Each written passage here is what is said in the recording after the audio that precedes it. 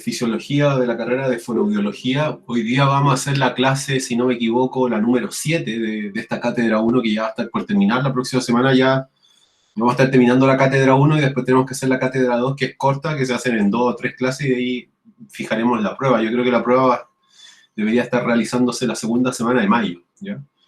Bueno, hoy día vamos a hablar del potencial de membrana, que es principalmente una condición de la neurona, y para iniciar la clase, lo primero que les quería preguntar, les voy a preguntar es, si vamos a hablar hoy día de potencial de membrana, ¿es cuando la neurona está en reposo o es cuando la neurona está en acción, cuando la neurona está activa?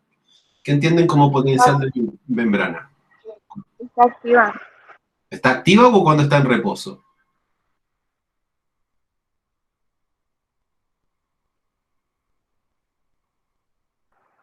Ay, pero que no me confundí en propuestas.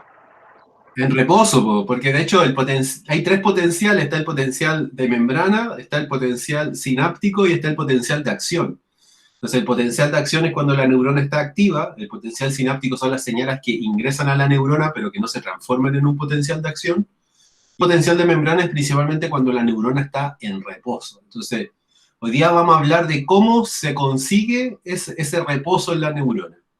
Entonces, antes de empezar a hablar de lo que tengo que hablar, bueno, lo primero que hay que lo tienen claro, yo creo ya lo he repetido varias veces, pero los iones, cuando se tienen que mover los iones a través de esta membrana plasmática de la neurona, la única forma en que los iones se puedan mover entre la membrana plasmática o desde el líquido intracelular al extracelular o del extracelular al intracelular, es que los iones deben pasar por un canal iónico. El canal iónico es una proteína integral que está atravesando la membrana plasmática y es como un túnel por donde van a poder moverse los iones. Entonces, hay que tener claro que los iones no pueden moverse por sí solo por la membrana plasmática, atravesar la membrana plasmática si es que van para afuera hacia adentro, sino que para que un ion pueda atravesar la membrana plasmática necesita pasar por un canal iónico. Y el canal iónico es una proteína integral que está atravesando toda la membrana plasmática. Y lo que hay que tener claro es que los canales son selectivos, es decir, si el canal es de sodio, significa que la único ion que va a pasar por ese canal va a ser el de sodio, no va a pasar, o si el canal es de potasio, el único ion que va a pasar por ahí va a ser el potasio, pero los iones son selectivos. Entonces la mayoría de las células son permeables a algunos iones y a otros no, ¿ya? En el caso de la neurona va a ser muy permeable al potasio y un poquito menor permeable al sodio, pero principalmente es muy permeable al potasio y también es permeable al sodio, pero en menor cantidad si lo comparamos con el potasio. Entonces, esta característica de que los iones puedan pasar algunos solamente por la membrana plasmática según los canales que hay, eso se llama permeabilidad selectiva. Entonces, la permeabilidad selectiva es una característica que tiene la membrana plasmática o la membrana celular y que permite que algunas sustancias o algunas partículas la atraviesen y otras que no lo atraviesen, que impide que otras partículas puedan atravesar esa membrana. Entonces, por ejemplo, entonces los únicos elementos que pueden pasar libremente por la membrana plasmática son los elementos que están desde esta línea roja hacia la derecha. Desde esta línea roja hacia la derecha, esos elementos que están escritos ahí, que yo se los voy a decir cuáles son los únicos elementos que pueden atravesar la membrana plasmática sin necesidad de usar un canal iónico. ¿Cuáles son estos elementos? Bueno, los más pequeños desde el punto de vista atómico, que son el oxígeno, el dióxido de carbono. El oxígeno y el dióxido de carbono atraviesan la membrana plasmática sin necesidad de usar un canal iónico. Está el amoníaco, el agua, la índole, la urea, el glicerol, el ion bicarbonato y el tritosfano. Esos son elementos y partículas que pueden atravesar la membrana plasmática sin el uso de un ion, pero a la medida que el tamaño va creciendo, necesita un canal iónico. Entonces, por ejemplo, la glucosa, el cloro, el potasio, el sodio, necesitan un canal iónico para poder atravesar la membrana. Entonces, la permeabilidad de una célula por un ion en particular depende de la cantidad de canales que exista y la facilidad que existe de ese ion para poder moverse a través de ese canal. Entonces, la permeabilidad se entiende como una característica de la membrana celular de permitir que algunas partículas pasen de un lado a otro sin dificultad, como el caso del agua, del oxígeno, del CO2, pero también hay otras sustancias que se les va a hacer más dificultoso poder atravesar la membrana plasmática, y para poder atravesar la membrana plasmática, ellos van a tener que usar un canal iónico, como el caso de la glucosa, el sodio, el potasio, el cloro, etc. Entonces, la permeabilidad para un ion, la permeabilidad, es decir, el traspaso de un ion por una membrana plasmática, depende del número de canales que haya para ese ion. Me voy a adelantar con la imagen. Entonces, por ejemplo, acá en esta tenemos una célula que solamente tiene 3 canales de potasio. ¿Ya? Tiene 3 canales de potasio. Entonces, claro, los 3 canales de potasio, como son 3 nomás, la permeabilidad, es decir, el movimiento de este ion de potasio por la membrana plasmática es pequeña, porque solamente hay 3 canales. Si nosotros aumentamos la cantidad de canales en esa neurona o en esa célula, obviamente la permeabilidad también aumenta. Y si obviamente hay una cantidad de canales mucho mayor, hay 9 ahora, obviamente la permeabilidad al potasio va a ser muy alta. Entonces, ¿uno qué podría afirmar acá? Uno podría decir que la permeabilidad, se lo escribo en el chat, la permeabilidad para un ion es directamente proporcional a la cantidad de canales para el ion respectivo. Es decir, si yo tengo 3 canales, la permeabilidad es baja en comparación con que si yo tengo 9 canales para ese ion. Es decir, mientras más canales haya para ese ion, la permeabilidad para ese ion va a ser mayor. La permeabilidad de un ion es directamente proporcional con el número de canales o la cantidad de canales que hay para ese ion dado en una célula. ¿Ya? ¿Se entiende la idea, no? De que a menos canales, menos permeabilidad, y a más canales, más permeabilidad. ¿Se entiende esa idea?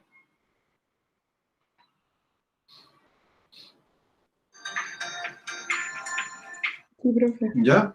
Entonces, la permeabilidad de un ion, como sale acá escrito, la permeabilidad de un ion puede aumentar si se incrementa el número de canales para ese ion. Entonces, por ejemplo, en la célula de la imagen es permeable al potasio, pero solamente hay 3 canales. Entonces, si la célula saca canales o coloca canales, obviamente la permeabilidad va a cambiar. Si aumenta la cantidad de canales, la permeabilidad para el ion aumenta, y si disminuye la cantidad de canales, la permeabilidad disminuye. Entonces, este mecanismo de colocar o sacar canales iónicos para aumentar o disminuir la permeabilidad es algo que utiliza el sistema nervioso para poder producir cambios rápidos en la membrana plasmática, en la permeabilidad de la célula. Es decir, por ejemplo, si nosotros estamos frente a una situación de estrés y hay que responder de forma rápida, lo más probable es que la célula coloca canales iónicos en la neurona para que el impulso nervioso se mueva más rápido y así poder dar una respuesta oportuna quizá a una situación de riesgo o a una situación de alerta de nuestro cuerpo. En tanto, quizás cuando nos vamos a descansar no necesitamos tanta permeabilidad, necesitamos más estar en reposo, entonces la neurona saca las proteínas, saca los canales iónicos de la neurona porque se entiende que estamos en reposo y no es necesario usar tantos canales. Entonces, como les decía recién, la permeabilidad de un ion está directamente relacionada con la cantidad de canales que haya para ese ion en la membrana plasmática. Pero no solamente depende de la cantidad de canales, porque recuerden que los canales también pueden estar cerrados en algunos casos, principalmente los canales que son activos, con puerta de voltaje o con puerta química, su puerta está abierta o cerrada dependiendo de la situación en la que esté. Entonces la permeabilidad también cambia si es que los canales están abiertos o están cerrados. Es decir, yo tengo 2 células con 9 canales, pero en una, en la que tiene 9, o sea, los dos tienen 9, pero en una solamente 3 canales están abiertos y los otros 6 están cerrados, y en la otra célula están todos los canales abiertos. Entonces, la permeabilidad de un ion también está dado por si los canales están abiertos o cerrados. Entonces, si los canales están abiertos, obviamente la permeabilidad es mayor, y si los canales están cerrados, la permeabilidad es baja. Y esto también se ve acá. Entonces, acá hay 9 canales de potasio, pero solamente hay 3 abiertos, por lo tanto la permeabilidad es baja. En tanto acá los 9 canales están abiertos y por lo tanto la permeabilidad es alta. Entonces, la permeabilidad para un ion también depende de que si el canal está abierto o cerrado, y eso también es un mecanismo que utiliza el sistema nervioso para poder generar cambios rápidos de la producción de potenciales de acción. ¿Se entiende también la idea de que la permeabilidad va a depender de que si el canal está abierto o cerrado? Porque no todos los canales están abiertos, sino que también existen canales que pueden estar cerrados y que son los canales activos con puerta química o con puerta eléctrica. ¿Me siguen hasta lo que voy ahora hablando?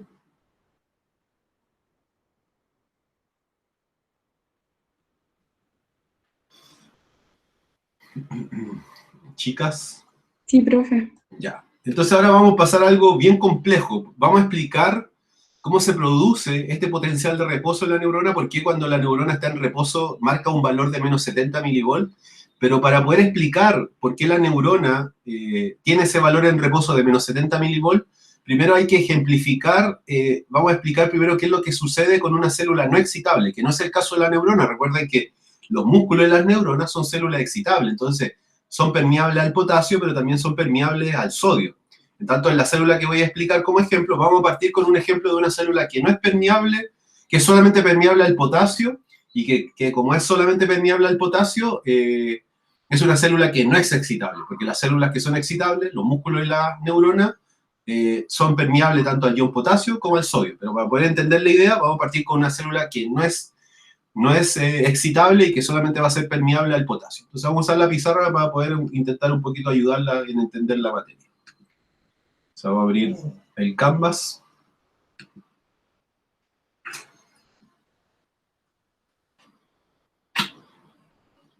Ya, y vamos a abrir esto de acá. Entonces yo les dije, esta es una célula no excitable. ¿Ya? El ejemplo que voy a usar ahora es una célula no excitable, es decir, cualquier célula que no sea un músculo y que no sea una neurona. ¿Ya? Entonces toda célula va a poseer una membrana plasmática, que va a ser este de color amarillo que voy a dibujar. Entonces, eso es la membrana plasmática. ¿Ya? Lo amarillo es la membrana plasmática. La voy a colocar ahí, MP. Entonces ustedes me dicen, ¿dónde hay más potasio? ¿Afuera o dentro de la célula? Ustedes ya lo sabían eso, lo habíamos hablado sobre las concentraciones de iones. ¿Dónde hay más potasio? ¿Adentro o afuera?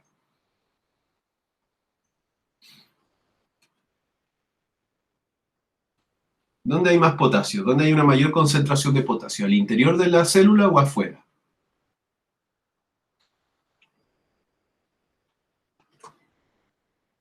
Adentro.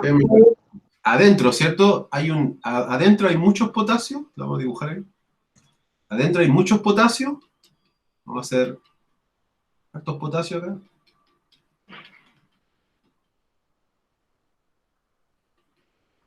Y afuera, de hecho, hay pocos potasios. Vamos a hacer 3 potasios. Entonces, adentro hay mucho y afuera hay poco, ¿cierto? Entonces, por una fuerza que es química, por fuerza química, es decir, por gradiente de concentración, ¿los potasios salen o entran? ¿Qué debería suceder con el potasio? El potasio normalmente debería moverse hacia afuera o hacia adentro debido a estas concentraciones. Recuerden que las cosas se mueven hacia afuera, ¿cierto? Porque se mueven de un lugar de alta concentración a un lugar de baja concentración. Entonces, va a haber una fuerza que lo que hace es sacar a los potasios. Entonces, esa fuerza que saca los potasios va a recibir el nombre de fuerza química. ¿Ya? Hay una fuerza que es química. Hay una fuerza que es química, y lo que hace es sacar a los potasios. La fuerza química, que también se le llama fuerza química o gradiente de concentración, lo que hace es sacar a los potasios. Entonces, cuando esta célula no excitable está sacando los potasios, sucede que los potasios tienen carga positiva. Entonces, los potasios, cuando van saliendo, en verdad, no es que salen acá y se quedan aquí o se quedan acá. En verdad, los potasios se quedan como muy cerca de la membrana plasmática. Entonces, como se quedan muy cerca de la membrana plasmática, eso genera que la carga que hay afuera de la membrana plasmática es positiva. Afuera de la membrana plasmática, como los potasios están saliendo, la carga afuera es positiva. Y en tanto la carga al interior, en el borde de la membrana plasmática, va a ser negativa, es decir, la carga eléctrica. ¿Ya? Acá obviamente sigue habiendo carga positiva y negativa, y acá adentro también hay positiva y negativa. Pero en la orilla de la membrana plasmática, en el interior es negativo y en el exterior es positivo. Entonces, si ustedes saben, las cargas que son opuestas se atraen y las cargas que son opuestas se atraen y las cargas que son iguales se repelen. Entonces, si es que cuando el potasio va saliendo hacia afuera genera esta carga al interior de la membrana negativo y al exterior positivo, ¿qué va a pasar si un potasio está acá cerca? Por ejemplo, si acá hay un potasio, ¿ese potasio ahora va a querer entrar o va a querer salir eléctricamente? Sí, que es una carga positiva y adentro es negativo. ¿Qué va a pasar con las cargas distintas? ¿Los va a atraer o los va a separar? Entonces, ¿el potasio va a entrar o va a salir ahora? Por carga eléctrica. ¿Qué debería pasar con el potasio ahora? ¿Debería entrar o debería salir? Por carga eléctrica. Las cargas eléctricas diferentes se atraen.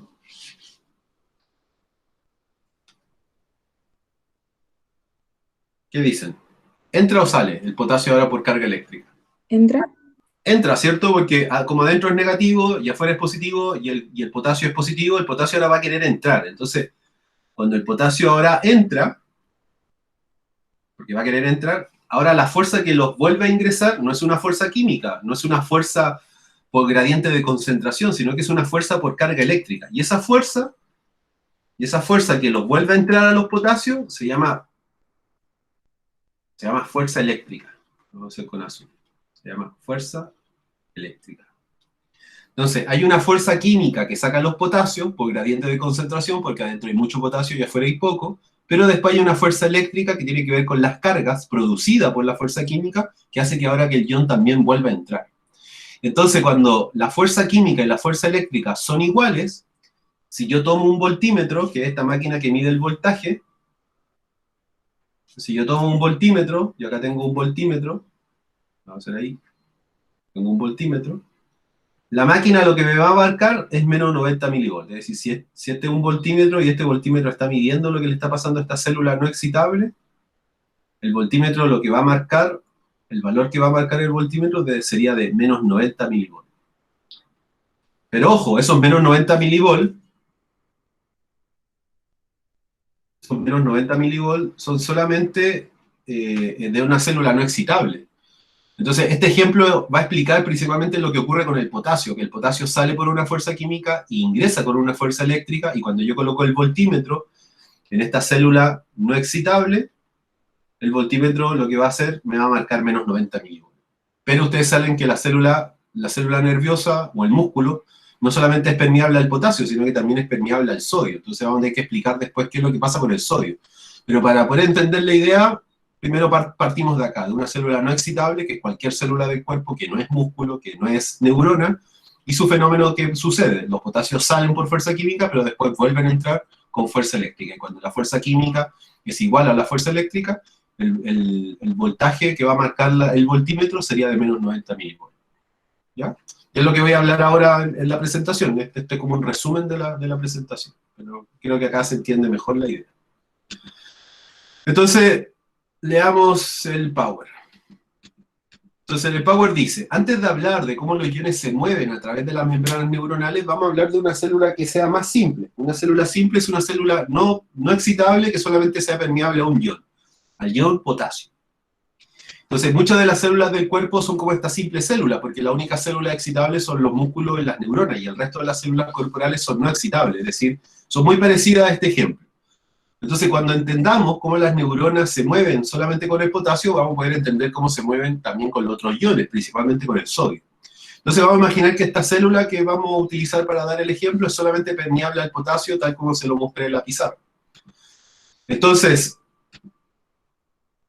los gradientes de concentración, como debido a que hay una gran concentración de potasio en el interior de la célula y poco afuera, va a generarse un gradiente de concentración que moviliza los iones de potasio hacia afuera. Los iones de potasio se mueven hacia afuera porque existe una concentración alta al interior y baja en el exterior, y lo que sabemos es que los iones se mueven de un lugar de alta concentración a un lugar de baja concentración, así que los iones se mueven hacia afuera. Entonces, el gradiente de concentración, es decir, esta diferencia entre las concentraciones del líquido y del potasio, genera una fuerza que se llama fuerza química, que hace que los potasios se muevan hacia afuera de la célula. Entonces, como los iones de potasio difunden hacia afuera de la célula, estos no se acumulan en la superficie externa de la membrana celular, lo que hace que la membrana celular externamente sea positiva y en el interior sea negativa, es decir, genera una carga eléctrica de alguna manera estos iones que van saliendo. Si lo viéramos en un esquema, es igual como se los dibujé yo.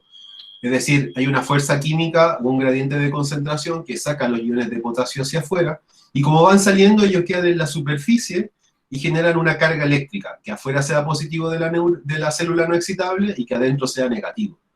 Entonces, ¿qué pasa con el hecho de que ahora es negativo adentro? Bueno, los iones de potasio, como tienen una carga positiva, bueno, en esta imagen lo que muestra son cómo los iones generan esa carga neta positiva en el exterior y negativa neta en el exterior de la membrana plasmática, pero esta separación de carga crea un potencial eléctrico o un potencial de voltaje, y ese voltaje que se genera es capaz de ahora de movilizar los iones de potasio hacia el interior. Entonces, imaginemos que ponemos nuestra célula, esta célula no excitable, en un baño líquido con cierta cantidad de potasio. Por lo tanto, el potasio va a empezar a salir, primero sale hacia afuera, ¿cierto? Difunde hacia afuera por la fuerza química. Pero a la medida que los potasios van saliendo hacia afuera, van a generar una carga eléctrica. Entonces, esa carga eléctrica hace que ahora que los potasios vuelvan a entrar, porque las cargas eléctricas diferentes se atraen. Entonces, este potencial eléctrico comienza a empujar hacia adentro a los potasios, a los iones de potasio, y genera un potencial eléctrico de voltaje, que es una fuerza que se opone al movimiento de la fuerza química, pero que cuando estén equiparadas, es decir, cuando la fuerza química sea igual a la fuerza eléctrica, y yo tenga el voltímetro, eso va a marcar menos 90 milivolts. Entonces, en la medida que los potasios van saliendo, la fuerza eléctrica se va haciendo más grande y llega a un punto donde tanto la fuerza química como la fuerza eléctrica son iguales. Y que un poco lo que dice acá en la diapositiva, el potasio sigue difundiendo hacia afuera y obviamente también sigue difundiendo hacia adentro, pero va a llegar un punto en que ambas fuerzas son iguales y cuando las fuerzas sean iguales, nosotros vamos a decir que están en equilibrio. Está en equilibrio el potasio. Entonces, las dos fuerzas que actúan sobre el potasio es una fuerza química o gradiente de concentración que saca el potasio hacia afuera y un gradiente eléctrico o potencial eléctrico o fuerza eléctrica que moviliza los iones hacia adentro. ¿Ya? Y un poco se explica así, es como hay una fuerza química que saca el potasio, pero después hay una fuerza eléctrica o potencial eléctrico que lo ingresa nuevamente. Cuando las dos fuerzas sean iguales, es decir, las dos fuerzas tengan la misma intensidad, lo que va a suceder es que si yo tomo un voltímetro, bueno, ahí está un poco la imagen, yo tomo un voltímetro, el voltímetro va a marcar menos 90 milivolts. Entonces voy a leer un poco lo que sigue en la diapositiva. Entonces, junto a las dos fuerzas, tanto la fuerza química como la fuerza eléctrica, se le llama gradiente electroquímico, porque uno es químico y el otro eléctrico. Entonces, el gradiente electroquímico es una combinación de las fuerzas eléctrica y química que afectan a este ion, que es el potasio. Entonces, estas fuerzas determinan el movimiento de estos iones hacia afuera o hacia adentro. Y dado que las fuerzas químicas y de potasio en algún punto terminan siendo iguales y terminan siendo opuestas, significa que ya no hay movimiento de iones. Ya en algún punto, cuando la neurona está en reposo, o sea, perdón, cuando la célula no excitable está en reposo, ocurre que y cuando la fuerza química y la eléctrica son del mismo valor y la misma intensidad, ya no hay movimiento de iones. Entonces, cuando ocurre eso, cuando las dos fuerzas son iguales, se dice que el potasio está en equilibrio. El estado de equilibrio es un estado de estabilidad química que no se produce ningún cambio neto, es decir, ya no se están moviendo más iones hacia afuera ni hacia adentro. Y como yo eso lo puedo medir con un voltímetro, si yo tomo un voltímetro y lo coloco adentro de la célula no excitable, el voltímetro va a marcar un valor de menos 90 milivolts. Entonces, con concentraciones de iones de potasio en el interior de 150 milimoles y de 15 milimoles afuera, las fuerzas químicas y eléctricas son iguales cuando el voltímetro marca menos 90 milivolts. Y eso se conoce como potencial de equilibrio del potasio. Es como, esto es el equilibrio del potasio, pero va a lograr entender después lo que va a suceder con la neurona, porque a la neurona lo único que hay que agregarle es al ion sodio. Entonces, el potencial de equilibrio para un ion dado es el potencial de membrana en que las fuerzas eléctricas y químicas que conducen a estos iones hacia afuera y hacia adentro generan que sean iguales y opuestas. ¿Ya? Entonces, recordemos que las neuronas no solamente son permeables al ion de potasio, sino que también son permeables al sodio y al cloro. Entonces vamos a explicar qué es lo que pasa ahora agregando al cloro. ¿Qué es lo que sucede con la neurona si es que ahora también va a mover ion de sodio? Pero antes de continuar, quiero ver si entienden la idea esta de que hay una fuerza química, que hay una fuerza eléctrica que lo ingresa y que cuando la fuerza química y eléctrica están iguales, tienen el mismo valor en intensidad, lo que va a suceder es que el voltímetro debería marcar menos 90 milivolts. ¿Se entiende que es una célula no excitable, que solamente se está moviendo el potasio, el valor del voltímetro por qué, y que hay una fuerza química que saca a los iones de potasio por gradiente de concentración, y hay una fuerza eléctrica o potencial eléctrico que los vuelve a ingresar, pero principalmente por un tema de que las cargas distintas se atraen? ¿Se entiende hasta ahí eso que hemos estado comentando hasta ahora? Es complicado, yo sé que es complicado, de hecho es lo más denso de la clase, pero de la materia de esta cátedra, pero intento explicarlo lo más simple posible, en verdad. Sí, profe. Ya. Entonces, ahora vamos a pasar de nuevo al dibujo, pero ahora ya no vamos a usar una célula excitable, pues vamos a hablar, o sea, no vamos a usar una no excitable, vamos a usar una célula excitable. Entonces, lo que hay que agregarle acá serían lo vamos a hacer de color verde, vamos a agregar entonces a los sodios. Entonces, ¿dónde hay más sodio? ¿Afuera o adentro? Vamos a hacer acá los sodios. ¿Dónde hay más sodio? ¿Afuera o adentro? ¿Dónde había más concentración? Adentro. Vean en la materia, ¿dónde había más sodio? ¿Afuera o adentro? Si hay más adentro hay más potasio. Entonces, sodio, ¿dónde debería haber más? Ah, profe, afuera. Afuera, de hecho, afuera hay más sodio. Entonces, afuera vamos a dibujar más sodio. Afuera hay una alta concentración de sodio. Vamos a hacer unos 9 sodio. Adentro hay mucho sodio y adentro hay poco sodio. Vamos a colocar 3 nomás. Entonces, por fuerza química del sodio, ¿el sodio entra o sale? ¿Qué me pueden decir ustedes? Por esa misma Entra. fuerza, el sodio va a entrar, Entra, profe. entra, ¿cierto? El sodio entra. Por fuerza química, el sodio entra. Y por fuerza de tipo eléctrica, el sodio es positivo y adentro sigue estando negativo. ¿Qué va a pasar con el sodio desde el punto de vista de la fuerza química? ¿Entra o sale? Si el sodio es positivo y adentro está negativo.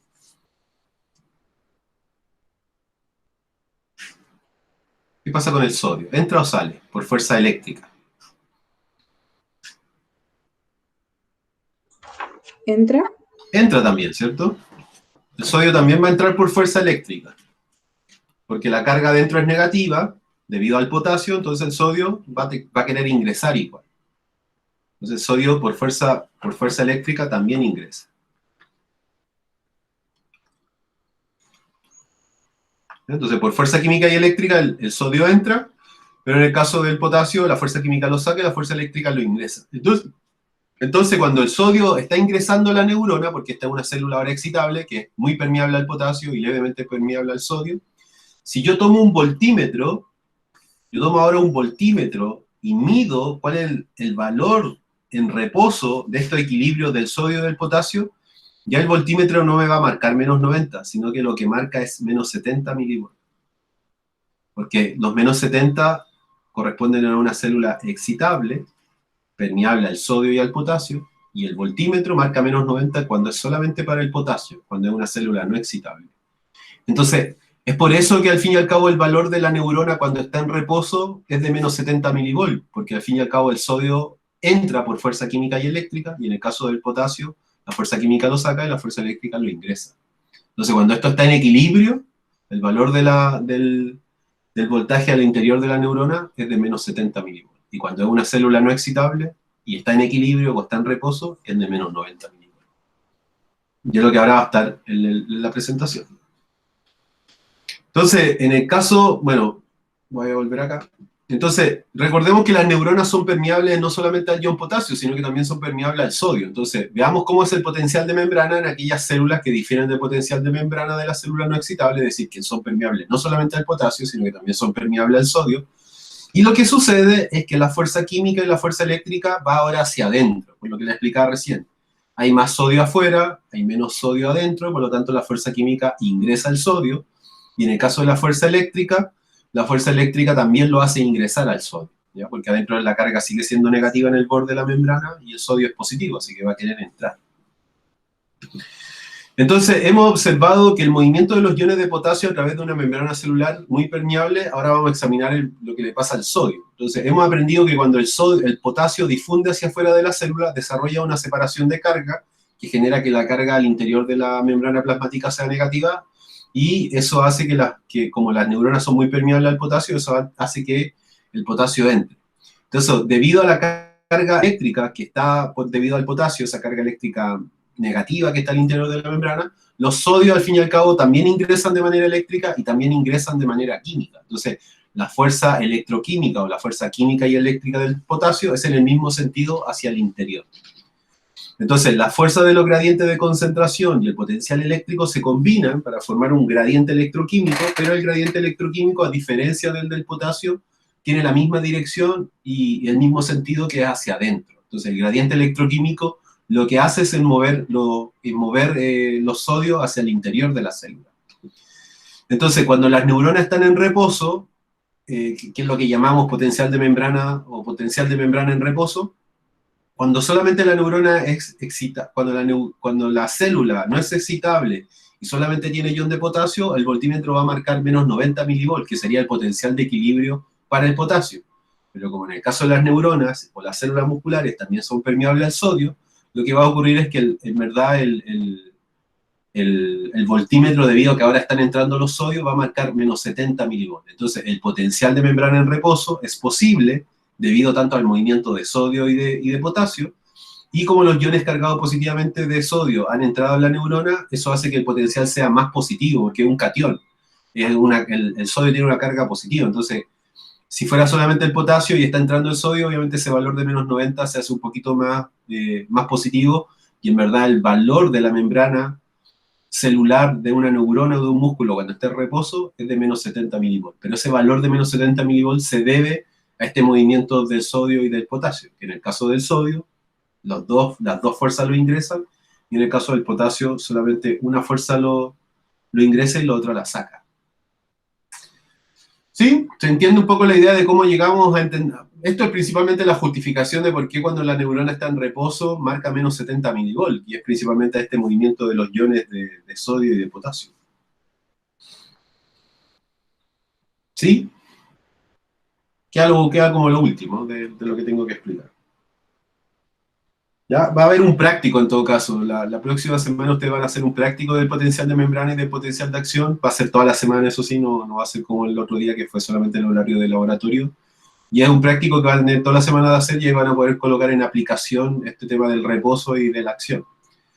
Entonces, bueno, al fin y al cabo, cuando la neurona, bueno, yo les decía recién, cuando la neurona cuando la célula está en reposo y la célula solamente es permeable al potasio, la fuerza química y eléctrica del potasio están en equilibrio cuando es menos 90 milivolts, pero en una neurona, que es menos 70 milivolts, significa entonces que el potasio no está en equilibrio, es decir, el potasio, hay algo que está pasando con el potasio que debe estar sacando más debe estar sacando más iones o debe estar entrando más iones, porque el valor no es menos 90. Para el potasio el equilibrio es el menos 90, pero como la neurona tiene además el sodio, el valor en verdad es menos 70, entonces el potasio no va a estar en equilibrio. Entonces el cuerpo humano, y de hecho la neurona, tiene una bomba que se llama la bomba sodio-potasio, que genera la compensación de una fuga principalmente de sodios que están entrando de más y potasios que están saliendo de más. Entonces, cuando el potencial de membrana en reposo no es igual al potencial de equilibrio del potasio, porque el potencial de reposo de una neurona que tiene para potasio y sodio no es igual que el equilibrio del potasio, las fuerzas en verdad del potasio ya no son iguales y no son opuestas. Entonces, a menos 70 milivolts, la fuerza química que empuja el potasio hacia afuera es mayor que la fuerza eléctrica que lo empuja de vuelta hacia adentro, pero muy poco. Entonces, esa pequeña diferencia genera fugas, principalmente hace que algunos potasios salgan más potasio o que están ingresando más sodio. Y eso se puede ver como una filtración, se puede como extrapolar al concepto de que en un barco está entrando agua y se está hundiendo, porque en el fondo de la neurona se le están saliendo los potasios más allá de lo que debiese y está entrando más sodio de que él debiese entrar. Entonces, estas fugas de iones, estas fugas del potasio hacia afuera y estas fugas del sodio hacia adentro, que se están produciendo por esa falta de equilibrio para el potasio, podría generar un cambio en el potencial de membrana que podría generar un desorden y un caos en el sistema nervioso. Entonces, para poder resolver esas fugas, la neurona tiene una bomba que se llama la bomba sodio-potasio. Entonces, la bomba sodio-potasio es como cuando el capitán del barco empieza a tirar el balde hacia afuera para intentar de que el bote no se hunda. Entonces, principalmente esa bomba de sodio-potasio lo que hace es prevenir que los gradientes de potasio y sodio caigan a niveles que no son los del reposo y obviamente se genera un desorden en el cuerpo. Así que la bomba de sodio-potasio es una enzima, es una proteína integral que está en la membrana plasmática, utiliza energía porque es un canal de tipo activo, pero esta bomba sodio-potasio lo que hace es evitar esa fuga. Entonces, ¿cómo evita esa fuga? Bueno, la bomba sodio-potasio, como está saliendo más potasio del normal y está entrando más sodio del normal, él lo que hace es 3 sodios los saca hacia afuera y 2 potasios los hace hacia adentro. Y principalmente es la bomba sodio-potasio la que mantiene el equilibrio de la neurona en reposo. Es decir, la bomba de sodio-potasio, al fin y al cabo, es una bomba, es una enzima que está presente en la membrana plasmática de la neurona para evitar estas fugas de sodio y de sodio al interior y de potasio al exterior. ¿Y cómo lo hace? Principalmente lo que hace la bomba es sacar 3 iones de sodio hacia afuera, que son los que están entrando de más, y ingresar 2 iones hacia adentro de potasio, que es lo que están saliendo de más. Y con eso con la bomba de alguna manera se compensan estas fugas y se mantiene el reposo mantenido. Es decir, la bomba sodio-potasio es un elemento que está presente en la neurona para evitar la fuga de los iones y para poder mantener el equilibrio principalmente del reposo de la neurona que corresponde a este valor de menos 70 milivolts. Entonces, la bomba de sodio-potasio utiliza la energía del ATP porque es una bomba activa, ¿ya? Es una bomba activa, utiliza la energía del ATP que está circulando ahí. Recuerden que el ATP es el elemento que genera la energía de nuestro cuerpo. Y por lo tanto lo que hace la bomba sodio-potasio es que por cada iones de sodio que son bombeados hacia afuera, por cada 3 iones de sodio que están moviéndose hacia afuera, la bomba también moviliza 2 de potasio hacia adentro. Entonces, la bomba compensa las fugas de sodio y potasio, estas fugas que ocurrían, y mantienen el potencial de membrana en reposo en menos 70 milivolts, y al fin y al cabo, la pega que hace la bomba es principalmente mantener el potencial de membrana, mantener esos menos 70 milivolts estables. Y es así un poco como se justifica y se entiende todo lo que corresponde principalmente al potencial de membrana. Me pueden hacer cualquier consulta que me quieran hacer y algo que no sé, no lo entiendan, que me quieran preguntar, lo pueden hacer y para después yo seguir con el otro ítem de la clase de hoy, que es contracción muscular, y darle el fin a la clase de hoy día. ¿Quieren preguntarme algo sobre el potencial de membrana? Algo que no entienden, algo que quieran volver a que lo explique. No hay ningún problema, tenemos tiempo todavía. Algo que quieran preguntar del potencial de membrana, lo van a poder aplicar en la otra semana en un práctico, pero un poquito, esta es la información que yo tengo que comentarles para que puedan hacer de ese práctico. Algo que quieran preguntar, tienen que estudiar obviamente para poder entenderlo mejor, pero yo creo que con los dibujos ahí de lo que expliqué en la pizarra se entiende bien. ¿Consultas, dudas sobre el potencial de membrana? La escucho.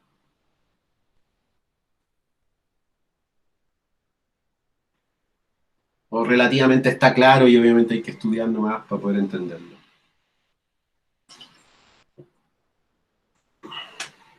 La señorita que ha participado en la clase y me ha preguntado, bueno, me ha dicho que sí. ¿Se entiende lo que acabo de explicar? Sí, profe. ¿Sí?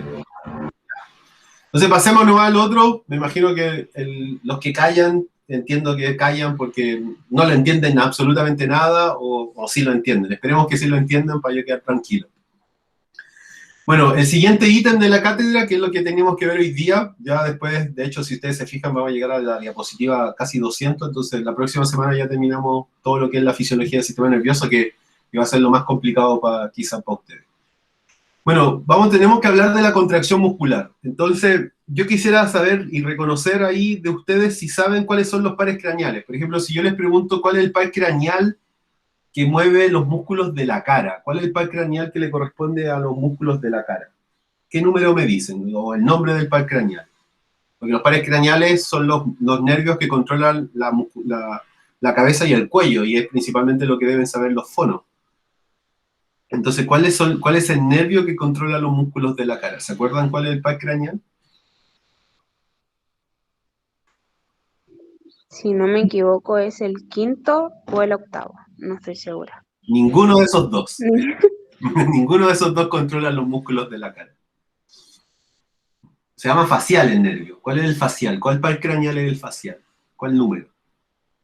El par craneal que controla los músculos de la cara que tienen que ver con las facciones es el par craneal número ¿cuánto? Yo creo que los fonos deberían ser secos en pares craneales, así deberían saberse los pares craneales al revés y al derecho. Por eso lo pregunto. ¿Cuál es el par craneal? ¿Cuál es el número del par craneal del nervio facial que controla los músculos de la cara? Que no son ni el quinto ni el octavo, como lo dijo recién la compañera. Cuando ocurre una parálisis facial, ¿cuál par craneal es el que falla? Son del 1 al 12. ¿El óculo motor?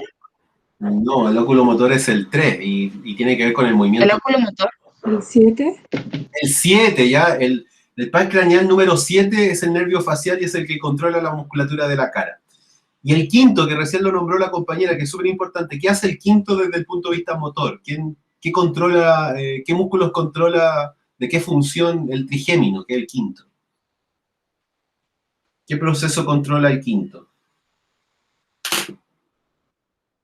El par craneal número 5 o nervio trigémino, ¿qué función motora controla?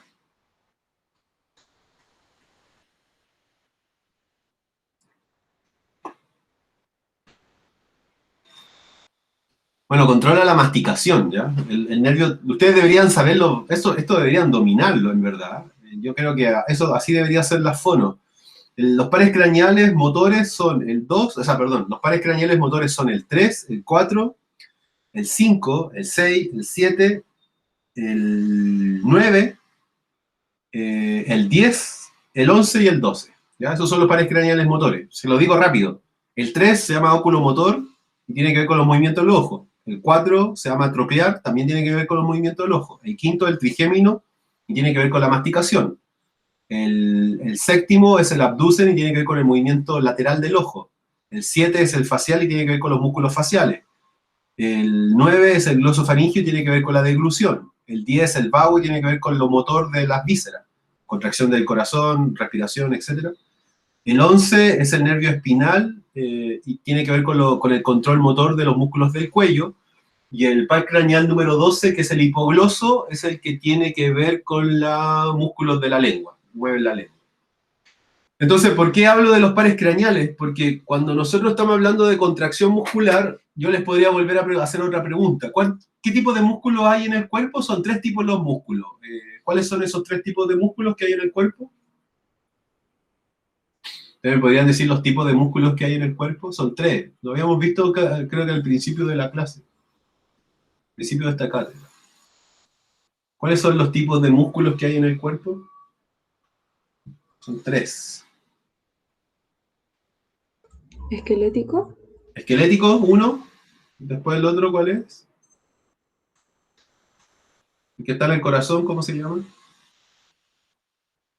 Cardíaco. Cardíaco. ¿Y el que está en las vísceras? Como en el intestino. Liso. Liso, ¿cierto? Entonces, existen 3 tipos de músculos, el esquelético, el cardíaco y el liso. Y a nosotros el que nos interesa como rehabilitadores es el esquelético. Por ejemplo, si yo les pregunto, los músculos de la cara, los músculos que controlan los pares craneales, los músculos del ojo, los músculos faciales, los músculos de la masticación, los músculos de la deglución, los músculos que mueven la lengua, ¿qué tipo de músculos son? ¿Cardíacos, lisos o esqueléticos?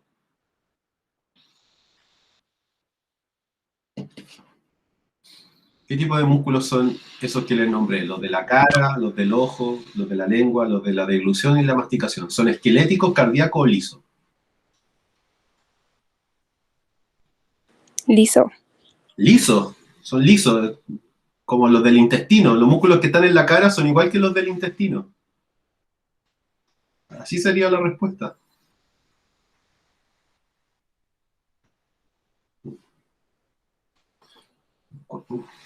Los músculos esqueléticos son los músculos que mueven el cuerpo, entonces los músculos de la cara, los músculos del ojo, los músculos de la lengua, los músculos de la deglución, los músculos de la masticación, ¿qué serán? ¿Cardíaco, esquelético o liso?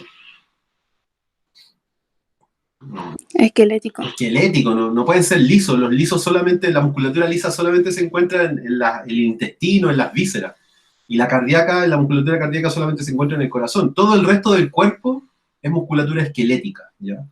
Y la musculatura esquelética tiene características, principalmente tiene unas estrías, que principalmente son unas proteínas que hay en el músculo que se llaman actina y miosina. Pero es importante tenerlo en cuenta de que los músculos que a ustedes les importan en lo que es las funciones que van a recuperarlo como fonoaudiólogas, porque al final los fonoaudiólogos principalmente trabajan en lo que son en la cabeza y el cuello en torno a los pares craneales. Entonces, es súper importante entender de que los músculos que controlan los pares craneales, este par craneal número 3, 4, 5, 6, 7, 9, 10, 11 y 12, que controlan cosas musculares, controlan principalmente músculos esqueléticos, es decir, los músculos de la cara, los músculos de la masticación, los músculos de la lengua, los músculos del ojo, son músculos esqueléticos, ¿ya? Entonces, ¿por qué hablo de esto? Porque cuando vamos a hablar de contracción muscular, yo hoy día voy a hablar de contracción, ahora para terminar la clase voy a hablar de contracción muscular. La contracción muscular es la contracción muscular de la musculatura esquelética. Para nosotros los kines es muy fácil entender qué es la musculatura esquelética, porque la musculatura esquelética es la que mueve la pierna, el brazo, el tronco, etc.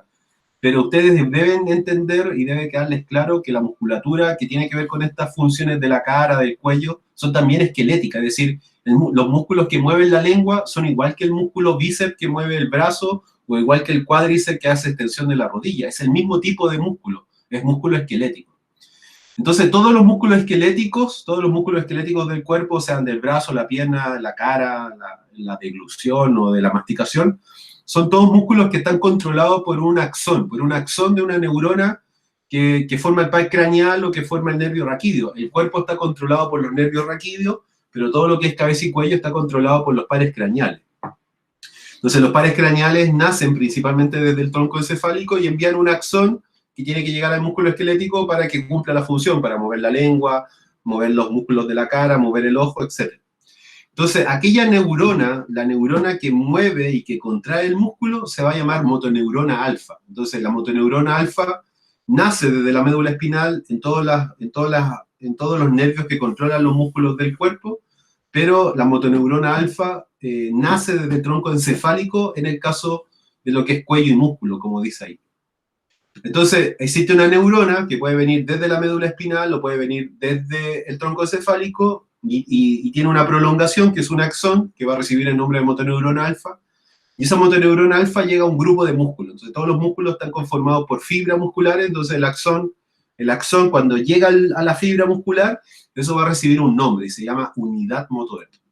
Entonces, la unidad motora es la unión que hay entre el alfa motoneurona o la acción de esa neurona con una fibra muscular. Todos los músculos del cuerpo tienen fibra muscular, es como el músculo es un paquete de fideos, y cada fideo es una fibra muscular, es una célula muscular. Entonces, los axones de estos nervios que pueden venir desde el tronco encefálico, de la médula espinal, llegan al músculo, a la fibra muscular, y lo inervan para que se contraiga. Entonces, cuando se junta el nervio con la fibra muscular, eso se llama placa motora o unidad motora. Entonces, hay que tener claro que el axón que es esta motoneurona alfa que tiene que llegar al músculo, en verdad no hace contacto físico con el músculo o con la membrana celular del músculo, sino que hay un espacio ahí entre lo que es el final del axón y lo que es la membrana del músculo. Entonces, principalmente desde el axón hacia el músculo se libera un neurotransmisor. El neurotransmisor que produce la contracción muscular se llama acetilcolina. De hecho, yo acá se lo dejé destacado, colocar con color ahí medio rojo. Entonces, la acetilcolina es el neurotransmisor que se libera desde el axón terminal hacia la membrana del músculo para que el músculo se pueda contraer. Entonces, la contracción muscular lo podríamos dividir en 8 pasos. Es una serie de fenómenos físicos y químicos que tienen que ver con que el músculo se contraiga, y tales uniones que hay entre el axón y el músculo se llaman sinapsis neuromusculares. Entonces, los pasos de la contracción muscular nosotros lo podríamos dividir en 8 pasos. Entonces, el primer paso es que un potencial de acción, un impulso eléctrico que nace desde el cerebro, o nace del tronco encefálico, o nace de la médula espinal, se traslada a través de esta fibra, de este axón motor que es la motoneurona alfa, hacia las fibras musculares que deben contraerse. Entonces, cuando el potencial de acción llega hasta la parte final del axón, lo que se va a liberar es un neurotransmisor que se llama la acetilcolina. La acetilcolina es el neurotransmisor más importante de la contracción muscular.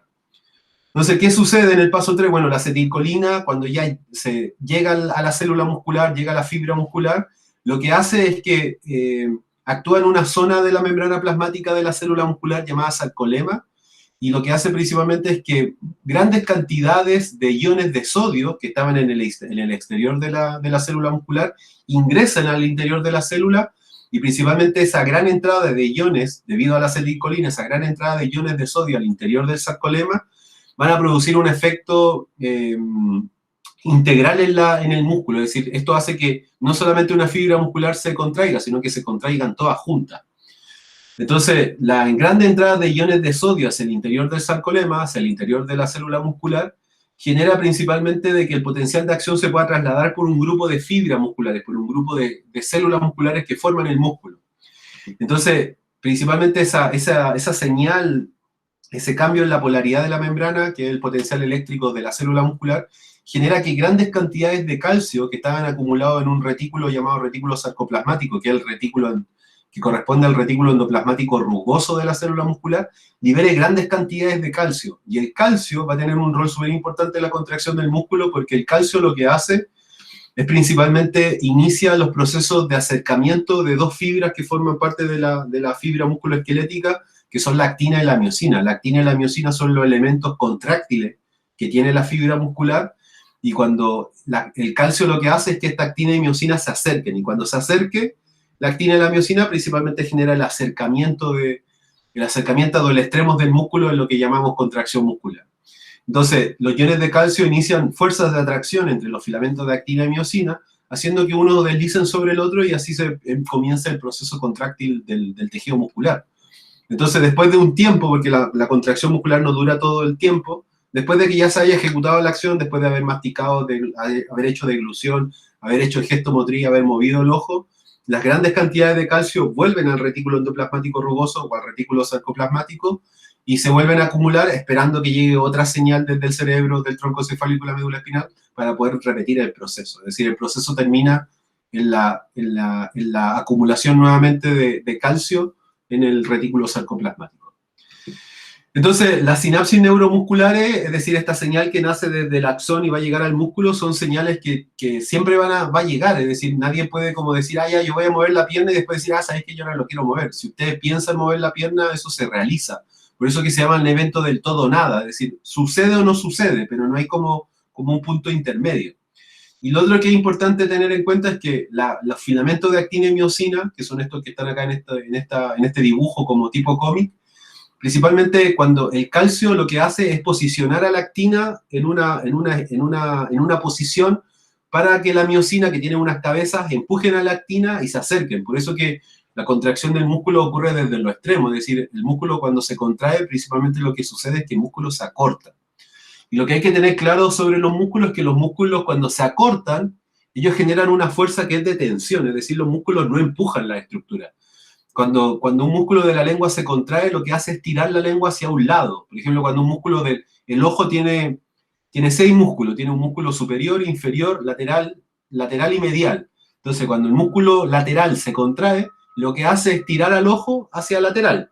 Cuando se contrae el músculo superior del ojo, lo que hace es tirar el ojo hacia arriba.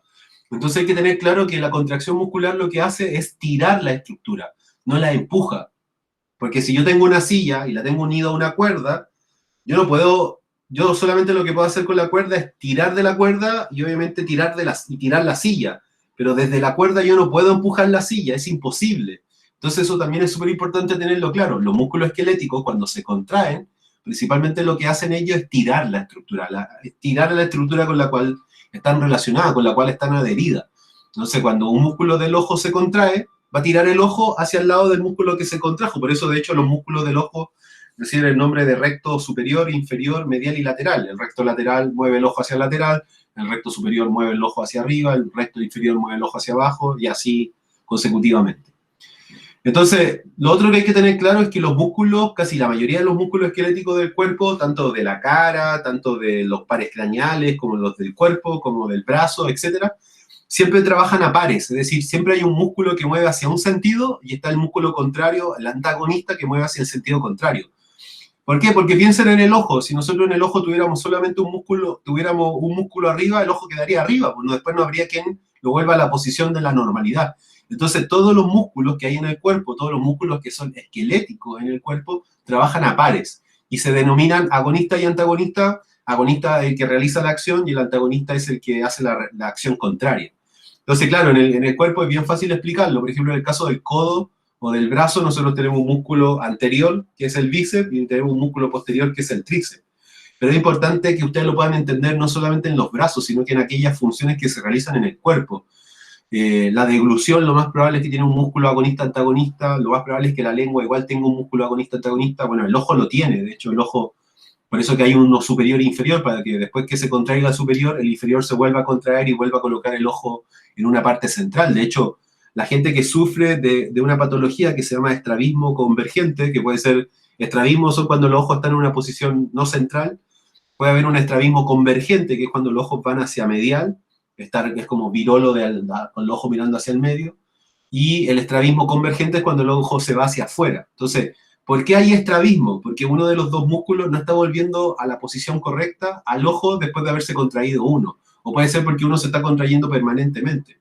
Entonces hay que también tener claro, tienen que también tener esa claridad. Los músculos esqueléticos solamente traccionan la estructura, la tiran, y lo otro es que la mayoría de los músculos esqueléticos casi siempre trabajan a pares. Siempre van a haber dos músculos, un músculo que mueve hacia un sentido y el otro músculo que mueve en sentido contrario. Bueno, hasta ahí en la clase de hoy. Bueno, la próxima semana ya vamos a finalizar con esta cátedra bien larga que ha sido la 1, que incluía 2 unidades, tanto la de homeostasis como la de fisiología del sistema nervioso. Yo me imagino que se le ha hecho complicado el ramo porque la participación de ustedes no es así ultra activa y que me comenten un montón de cosas, pero lo entiendo yo. Hay una dificultad con esta asignatura principalmente porque mezcla muchas cosas. Hay un poco de anatomía, hay un poco de biología, hay un poco de química, hay un poco de física en la explicación de los fenómenos fisiológicos, principalmente del sistema nervioso, pero le aseguro yo lo que les puedo dejar tranquila a ustedes es que entender esto, si ustedes se quieren dedicar a la neurología, se quieren dedicar a la neurorehabilitación como fonoaudióloga, es una base que debe poseer toda persona que se dedica a esto. Yo soy kinesiólogo deportivo y traumatológico, pero también me dedico a ver pacientes neurológicos. Tengo algunos, de hecho, pacientes que veo, he visto por lo menos unos 10 pacientes neurológicos en toda mi vida. Los pacientes neurológicos se diferencian de los traumatológicos porque son tratamientos más largos, entonces por eso son más poquitos. Pero entender la fisiología del sistema nervioso ayuda mucho a entender, por ejemplo, cómo son los tratamientos médicos, por qué, por ejemplo, se aplica toxina botulínica en un paciente que tiene aumento del tono muscular, por qué algunas terapias kinésicas tienen que ver mucho con la sensibilidad por sobre quizás lo motor, pero entender la fisiología del sistema nervioso es importante si usted se quiere dedicar principalmente al área de neuro. Si usted se quiere especializar en neuro, usted debe conocer esto que yo le estoy comentando. Así que, bueno, ahí si es que tienen alguna duda o consulta que quieran hacerme, les dejo el espacio, pero yo acá ya detengo la grabación porque hasta acá tenía que llegar el día de hoy. La próxima semana voy a continuar principalmente vamos a hablar de la neurona cuando está en acción, y ya la próxima semana le damos el fin a esta cátedra 1 que ha sido bastante larga, porque es la más pesada en verdad del semestre. La fisiología del sistema nervioso es la más dura de todas las fisiologías que vamos a ver de los sistemas. Así